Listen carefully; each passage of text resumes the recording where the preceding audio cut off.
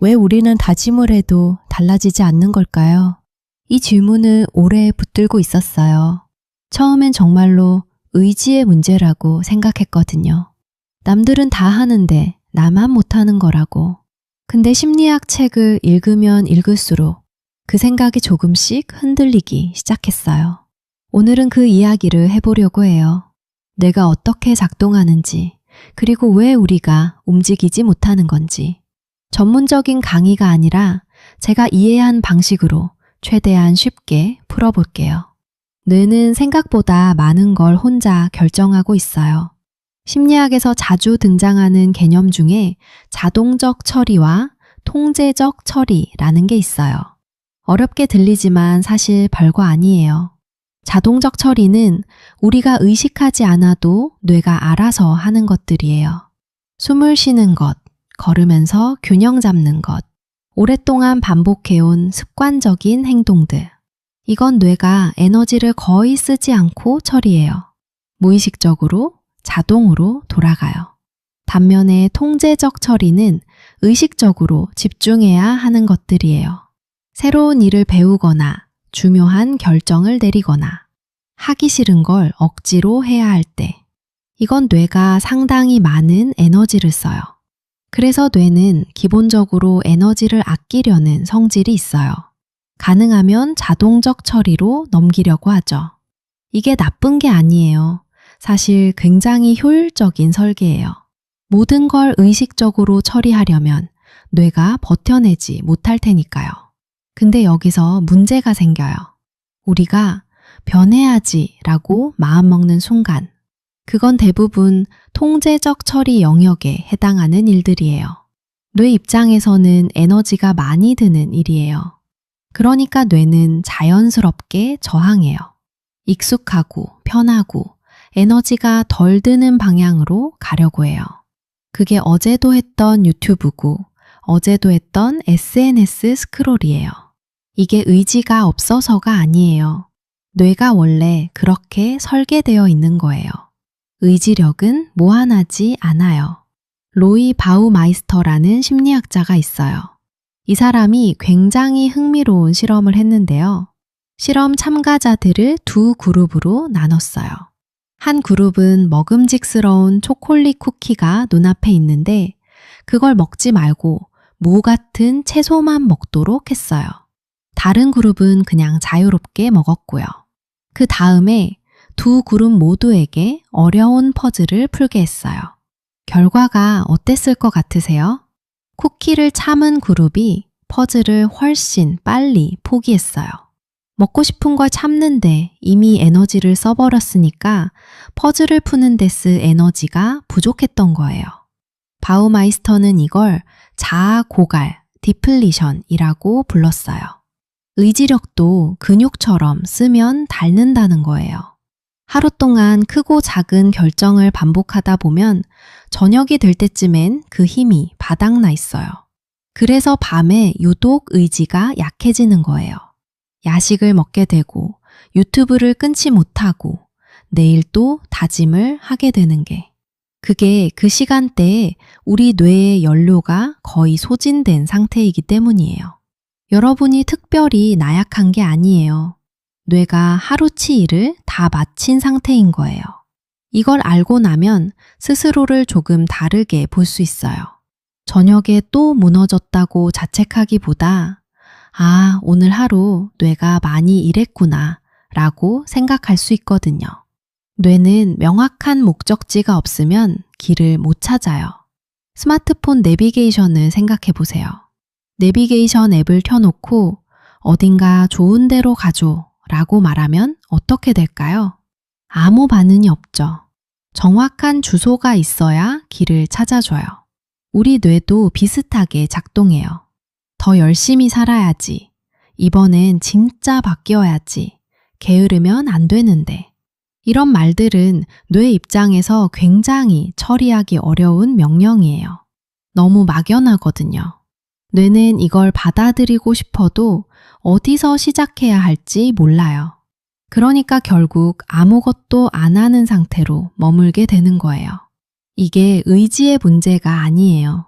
입력값이 불분명한 거예요. 반대로 이렇게 생각해 보면 어떨까요? 오늘 저녁 7시에 책상 앞에 앉아서 수학 문제집 딱 한 문제만 펼쳐보자. 이건 뇌가 처리할 수 있어요. 언제, 어디서, 무엇을, 얼마나. 이게 구체적으로 잡혀 있으면 뇌는 그 방향으로 움직일 준비를 할 수 있어요. 심리학에서는 이걸 실행 의도라고 불러요. 피터 골비처라는 심리학자가 연구한 개념인데요.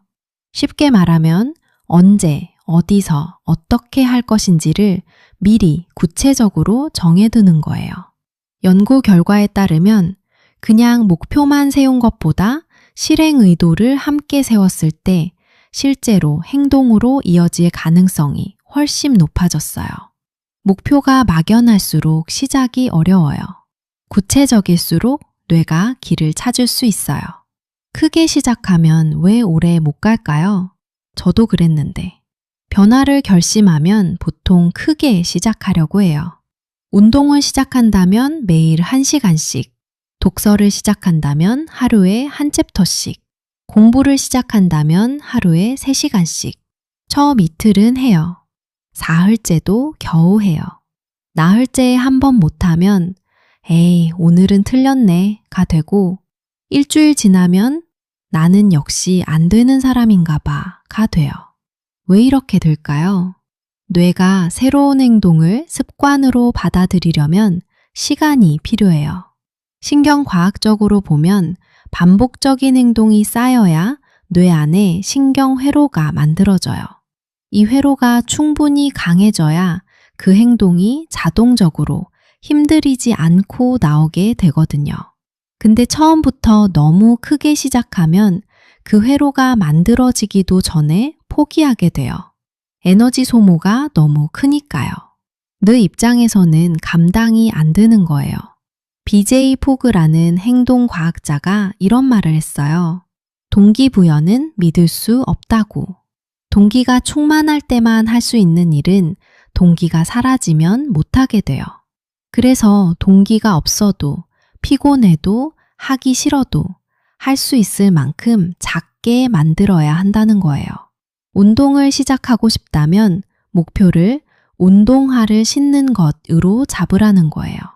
진짜로요. 운동화를 신는 것, 그게 다예요. 신다 보면 밖에 나가게 되고 나가가 보면 걷게 되는 경우가 생겨요. 근데 운동화조차 안 신으면 아무것도 일어나지 않아요. 처음엔 이게 너무 사소해서 의미가 없는 것처럼 느껴질 수 있어요. 근데 여기에 뇌가 작동하는 중요한 원리가 담겨 있어요. 작은 성공이 뇌를 바꿔요. 뇌에는 도파민이라는 신경 전달 물질이 있어요. 보상과 관련된 물질인데요. 뭔가 기대했던 일이 일어날 때 혹은 작은 목표를 달성했을 때 분비돼요. 그리고 이 도파민이 나올 때 뇌는 이 행동을 또 하고 싶다는 신호를 받아요. 그러니까 아주 작은 목표라도 달성하면 뇌는 그 경험을 기억해요. 나는 이걸 할 수 있는 사람이라는 감각이 조금씩 쌓이는 거예요. 반대로 너무 큰 목표를 잡고 실패를 반복하면 뇌는 그 경험도 기억해요. 나는 어차피 안 되는 사람이라는 감각으로요. 이게 무기력감이 깊어지는 이유 중 하나예요. 작게 시작하는 게 소극적인 게 아니에요. 오히려 뇌가 성공의 감각을 익히게 하는 꽤 영리한 방법이에요. 우리가 스스로에게 하는 말이 생각보다 중요해요. 샤드 헬름스테터라는 심리학자가 있어요. 이 사람은 우리가 스스로에게 하는 말, 내면의 혼잣말이 우리 행동에 굉장히 큰 영향을 미친다고 했어요. 하루 동안 스스로에게 어떤 말을 하고 계신지 한번 떠올려 보세요. 저는 한때 이런 말을 정말 많이 했어요. 나는 왜 이럴까? 나는 의지가 없어. 어차피 나는 못할 거야. 이런 말들이 생각보다 자주 별 생각 없이 머릿속에 흘러다니고 있었어요. 근데 뇌는 이걸 그냥 흘려듣지 않아요. 반복적으로 들어오는 말을 사실처럼 받아들이는 경향이 있어요. 나는 의지가 없어를 매일 반복하면 뇌는 맞아, 나는 그런 사람이지 라고 정리하고 그 방향으로 행동하게 돼요. 이게 왜 일어나냐면 우리는 자기 자신을 직접 알기가 어렵거든요. 그래서 자신의 행동이나 자신에게 하는 말을 보면서 나는 어떤 사람인가를 추론해요. 심리학에서는 이걸 자기 지각 이론이라고 해요. 다릴 빔이라는 심리학자가 제안한 개념인데 우리가 타인을 관찰하듯 자기 자신도 관찰하면서 정체성을 형성한다는 거예요. 그러니까 말이 생각보다 중요해요. 지금 당장 변하지 않았더라도 자신에게 하는 말의 방향을 조금 바꿔보는 것만으로 뇌에게 다른 신호를 보냈을 수 있어요. 나는 의지가 없어. 대신 나는 지금 충전 중이야. 나는 어차피 못해. 대신 나는 조금씩 나아가는 사람이야. 처음엔 어색하고 거짓말 같은 느낌이 들 수 있어요. 근데 그게 자연스러운 반응이에요. 익숙하지 않으니까요. 뇌가 새로운 회로를 만드는 데는 시간이 걸려요. 반복이 쌓여야 돼요. 목표를 쪼개는 것에 대해서 마지막으로 이 이야기를 해보고 싶어요. 목표를 어떻게 다루느냐에 관한 거예요. 우리는 보통 목표를 크고 멋지게 세워요. 올해는 독서를 많이 해야지. 이번 달엔 운동을 꼭 해야지.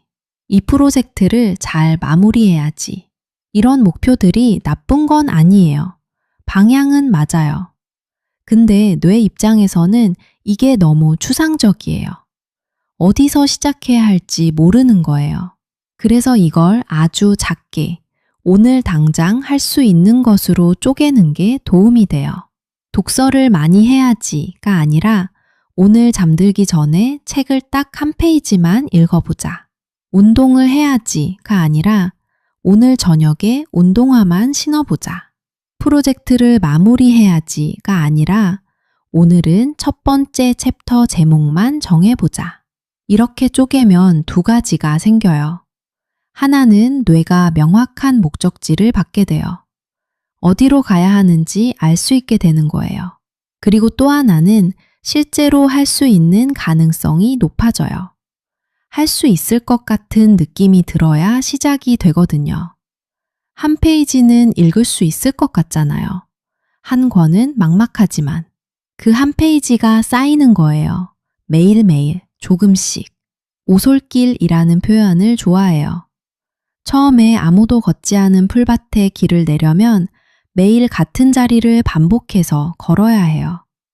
처음엔 흔적이 잘 안 보여요. 근데 어느 날 돌아보면 작은 오솔길이 생겨 있어요. 뇌도 그래요.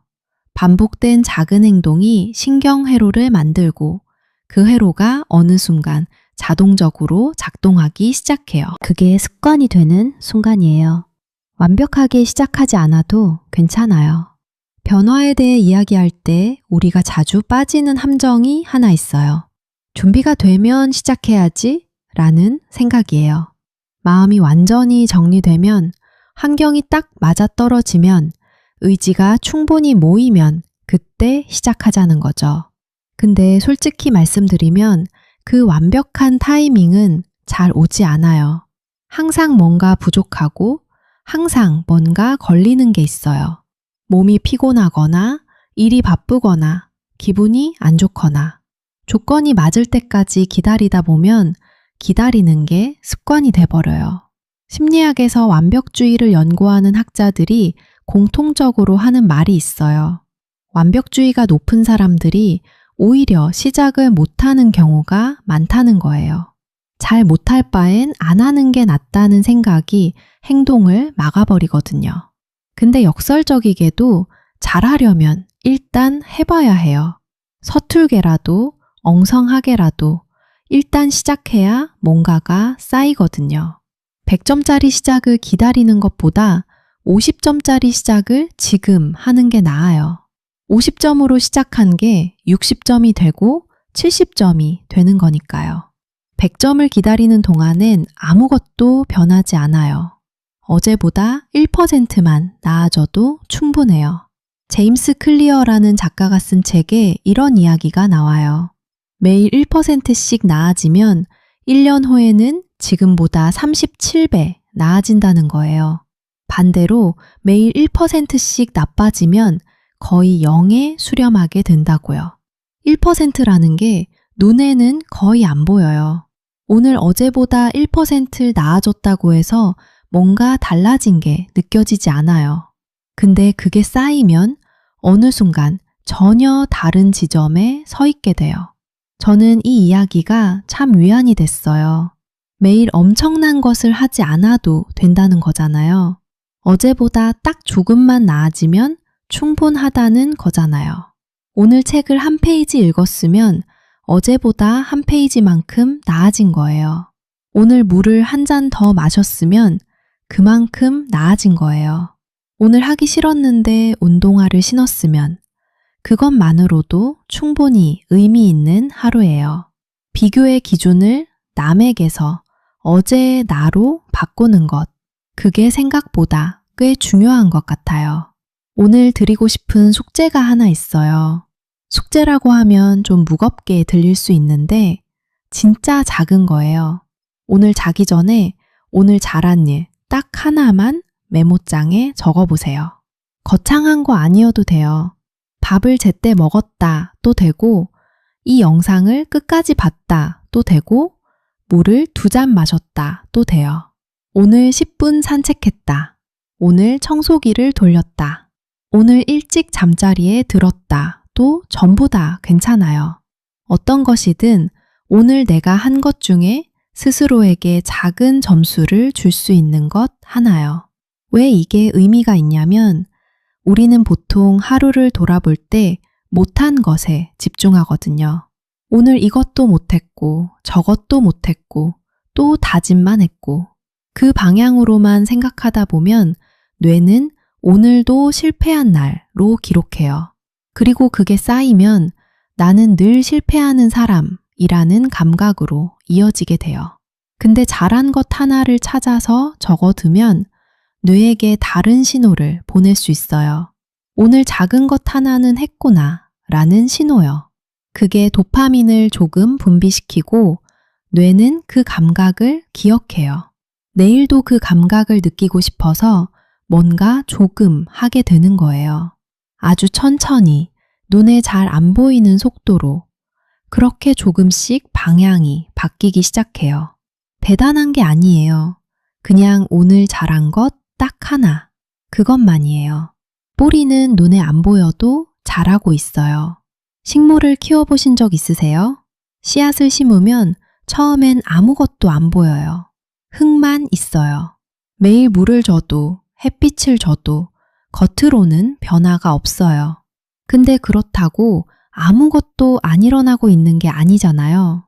땅 아래에서 뿌리가 내리고 있는 거잖아요. 그 과정이 눈에 안 보일 뿐이지. 어느 날 갑자기 흙을 뚫고 초록색 싹이 올라오는 순간이 있어요. 그게 하루아침에 생긴 게 아니에요. 눈에 안 보이던 시간 동안 쌓인 것들이 어느 임계점을 넘어서 밖으로 나온 거예요. 우리도 그런 것 같아요. 작은 행동을 반복하는 동안 뭔가 쌓이고 있어요. 당장은 안 보여도 어제와 오늘이 별로 다르지 않은 것 같아도 뇌 안에서 신경회로가 조금씩 바뀌고 있고 자기 자신에 대한 감각이 조금씩 달라지고 있어요. 그게 어느 순간 눈에 보이기 시작하는 거예요. 그러니까 지금 아무것도 변하지 않는 것 같다고 느껴지더라도 포기하지 않았으면 해요. 뿌리가 내리고 있는 시간일 수 있거든요. 자신에게 조금 더 다정하게 대해줬으면 해요. 오늘 이야기를 하면서 계속 마음에 걸렸던 게 하나 있어요. 우리가 자신에게 너무 가혹하다는 거예요. 친한 친구가 나 오늘 또 다짐을 못 지켰어. 나는 왜 이럴까? 라고 한다면 뭐라고 할 것 같으세요? 그러게 너는 왜 그러니? 의지가 너무 없다. 라고 하진 않을 거잖아요. 괜찮아. 오늘 많이 힘들었던 거 아니야? 내일 다시 해보면 되지. 라고 할 것 같아요. 근데 자기 자신한테는 그렇게 하기가 어려워요. 오히려 더 가혹하게 대하는 경우가 많아요. 남한테는 하지 않을 말을 자기 자신한테는 아무렇지 않게 해요. 나는 왜 이 모양이야? 나는 역시 안 되는 사람인가 봐. 같은 말들을요. 심리학에서는 자기 자신에게 친구를 대하듯 친절하게 대하는 것을 자기 연민, 셀프 컴패션이라고 해요. 크리스틴 네프라는 심리학자가 오래 연구한 개념인데요. 자기 연민이 높은 사람들이 오히려 실패해서 더 빠르게 회복하고 더 오래 시도한다는 결과들이 있어요. 자신에게 가혹할수록 더 강해지는 게 아니라 자신에게 다정할수록 더 오래 버틸 수 있다는 거예요. 오늘 밤은 자기 자신에게 이 말 한마디만 해줬으면 해요. 오늘도 수고했어. 거창한 것 못해도 괜찮아요. 버텨준 것만으로도 충분해요. 저도 여전히 무기력한 날이 있어요. 다짐을 못 지키는 날이 있고 또 자책하는 날이 있어요. 완전히 극복했다거나 다 알게 됐다거나 하는 말은 못해요. 그냥 조금 알게 된 것들을 나누고 싶었어요. 나만 이런 게 아니구나. 이게 의지의 문제만은 아니구나. 그러면 조금 다르게 접근해 볼 수 있겠다는 감각이요. 그게 저한테 꽤 위안이 됐거든요. 혹시 오늘 이 이야기가 여러분한테도 조금이라도 그런 감각을 들었다면 그것만으로도 충분히 기뻐요. 다음에도 이런저런 심리학 이야기 들고 올게요. 저는 심리공장이었고요. 오늘도 여기까지 함께 해주셔서 고마워요.